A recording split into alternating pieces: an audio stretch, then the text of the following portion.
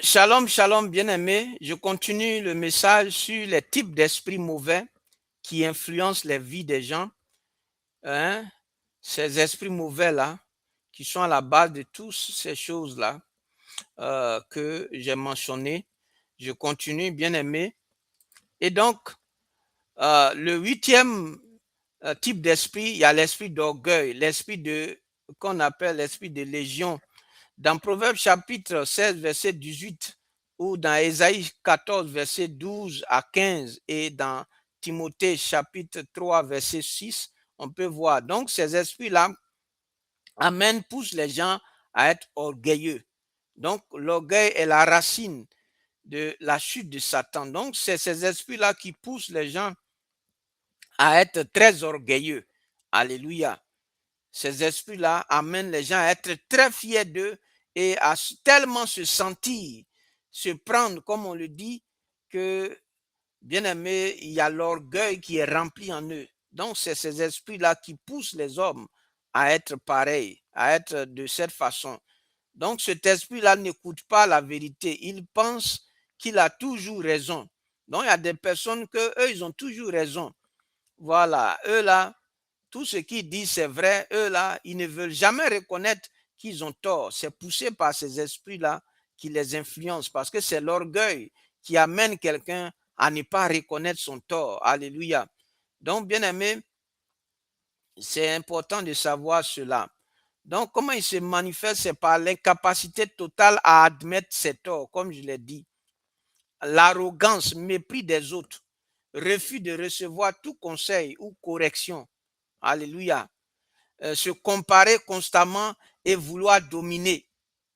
Et aussi, il y a la rébellion contre toute autorité légitime. Donc, c'est ça. C'est cet esprit-là, l'esprit d'orgueil, alléluia, qui influence et qui pousse ces personnes-là à se comporter de la sorte. Donc, on peut lire dans Proverbes chapitre 16, verset 18, Ésaïe 14, verset 12 à 15 et 1 Timothée chapitre 3, verset 6. Donc, bien aimé, l'orgueil précède la ruine et l'esprit hautain précède la chute. On peut lire ça, c'est dans Proverbes chapitre 16, verset 18. Le neuvième point, bien aimé, c'est l'esprit de jalousie. Alléluia. Ou l'esprit de compétition ou de jalousie. Bien aimé, il y a des personnes qui sont jalouses, très jalouses. Il y a des esprits qui les emmènent à être jaloux.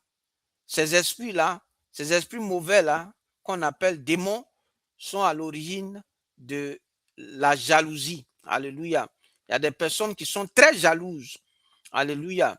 La jalousie ne vient pas de Dieu. Alléluia. Voilà. Une personne qui est jalouse est animée d'un esprit. Et c'est cet esprit-là. Alléluia. Dans Nombre chapitre 5, verset 14, et dans 1 Samuel chapitre 18, verset 9, et dans Genèse 4, verset 5, bien aimé, nous pouvons voir cela. Alléluia. Excusez-moi. Donc, bien aimé, nous pouvons voir cela. Alléluia. Euh, donc, bien aimé, j'ai parlé de l'esprit de jalousie, la jalousie obsessionnelle, hein, envers le conjoint ou des proches. Hein. Donc, des personnes qui sont heureuses quand les autres échouent, hein, et qui sont en tristesse, hein, que quand quelqu'un, bien aimé, quelqu'un réussit, ils sont en tristesse, comme si on leur avait annoncé, hein, une mauvaise nouvelle. C'est-à-dire, pendant que la personne, je veux dire, tu dois être heureuse pour la personne, toi, tu es triste. Comme si tu avais entendu une mauvaise nouvelle. C'est influencé par ces démons-là, ces esprits-là. Si c'est comme ça, il faut être délivré de tous ces influences de ces esprits-là. Il y a aussi la violence dans le couple liée à la jalousie. Voilà. Donc, et aussi le fait de saboter la réussite des autres. Alléluia. Donc, dans 1 Samuel chapitre, on peut lire dans Nombre 5, verset 14, 1 Samuel 18, verset 9, Genèse 4, verset 5. Alléluia. Donc, bien aimé, on voit le cas de Saül. Saül considéra David de travers depuis ce jour. Donc, Saül a essayé de vouloir par jalousie, de vouloir tuer David. Alléluia. Donc, bien aimé, l'esprit de jalousie n'est pas bon. Il faut être délivré de cet esprit. Bien aimé, il y a aussi l'esprit suicidaire ou l'esprit de mort. Alléluia. L'esprit de mort. Voilà. Donc, le 10e esprit, type d'esprit, l'esprit de mort ou l'esprit suicidaire. Dans Jean chapitre 10, verset 10, dans Hébreux chapitre 2, verset 14 et dans Apocalypse chapitre 6, verset 8. C'est un esprit dont le but est de mettre fin à la vie d'une personne. Donc, quand l'esprit de mort vient, son objectif, c'est d'ôter la vie de la personne. Alléluia. Donc, physiquement ou spirituellement. Donc, l'esprit de mort, c'est ça. Hein? Comment ça se manifeste? Par des pensées suicidaires persistantes. Donc, quand tu es animé par des pensées suicidaires que tu veux te tuer, c'est influencé, poussé par ces démons-là. Démons d'esprit de mort. C'est eux qui amènent les gens à vouloir se suicider. Alléluia. Donc, ces personnes-là ont des pensées suicidaires. Quand l'esprit de mort est là, bien aimé, ça t'envoie des pensées suicidaires de te tuer. Alléluia. Et des personnes qui sont attirées par les choses qui visent à les tuer, qui visent à les tuer, ils vont faire des choses qui vont les amener à la mort. Alléluia. Bien aimé, c'est l'esprit de mort qui a fait cela. Donc, bien aimé, quand tu vois ces choses, il faut chercher à en être délivré de ces esprits-là. Donc, mort prématurée répétée dans une famille, tout ça, c'est les œuvres aussi de ces esprits-là, les esprits de mort qui créent la mort dans les familles, la désolation. Donc, on peut lire dans les passages que j'ai donnés.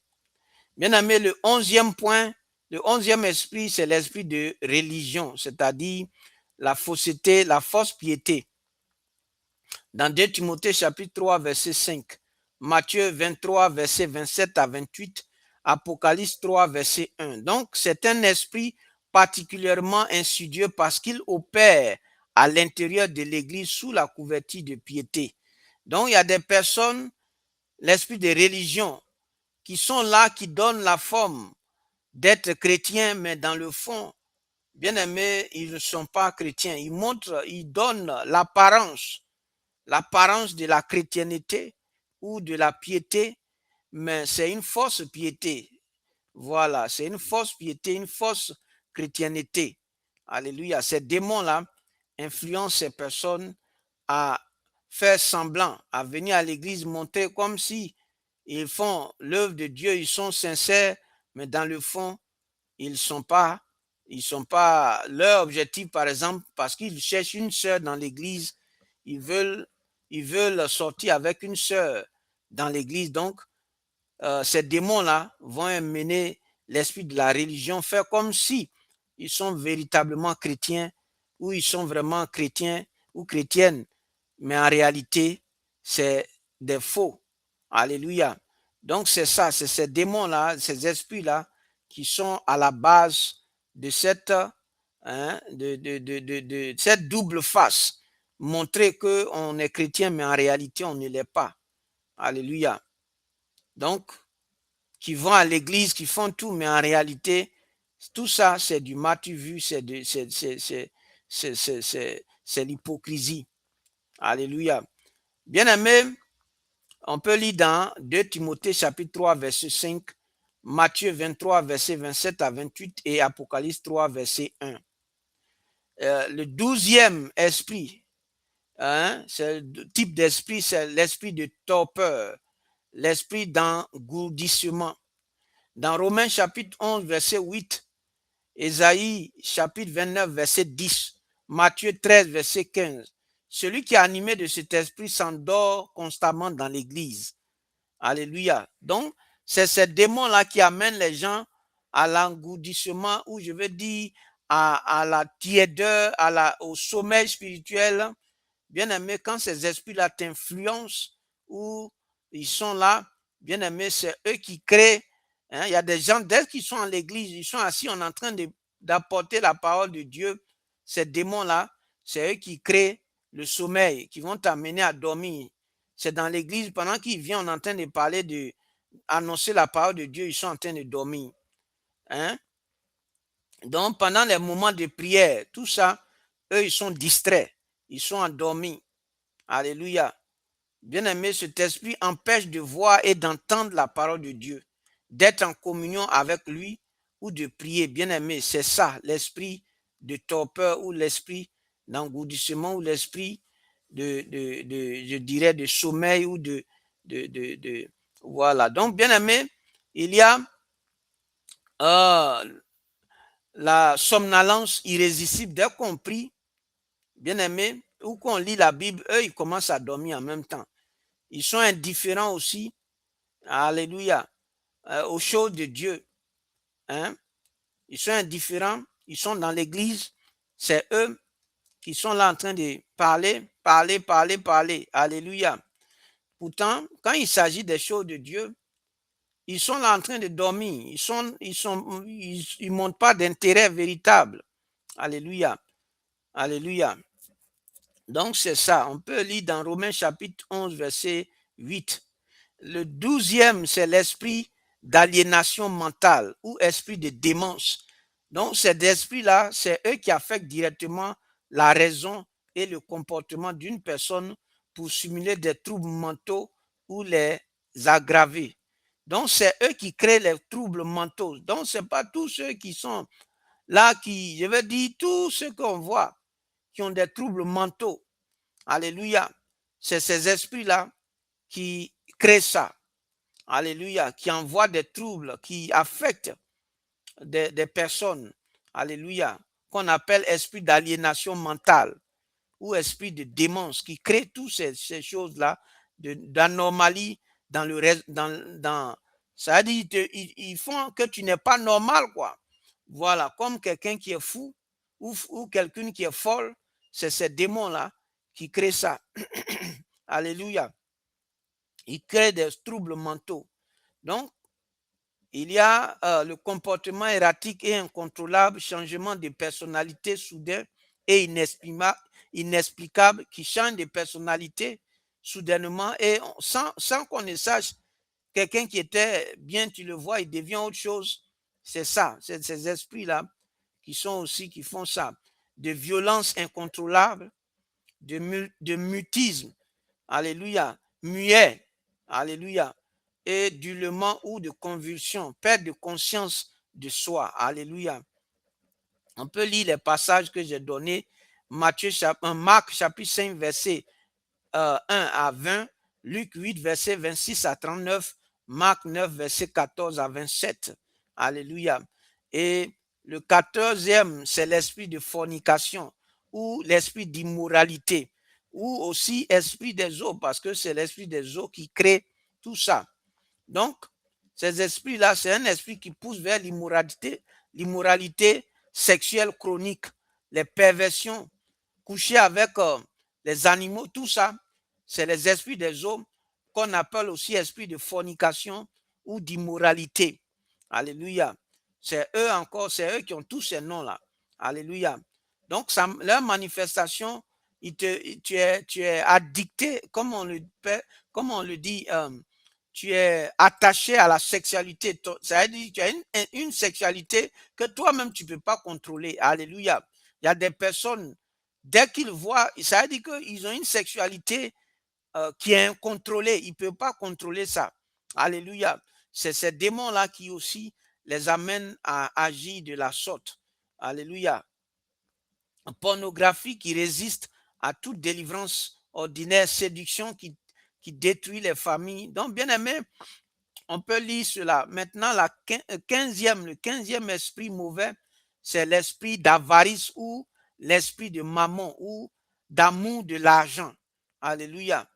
Bien-aimé, dans Matthieu chapitre 6, verset 24 et 1 Timothée chapitre 6, verset 10, Luc chapitre 12, verset 15. C'est un esprit qui fait de l'argent un Dieu. Voilà, qui amène les gens à aimer l'argent à un point où l'argent est pour eux un Dieu.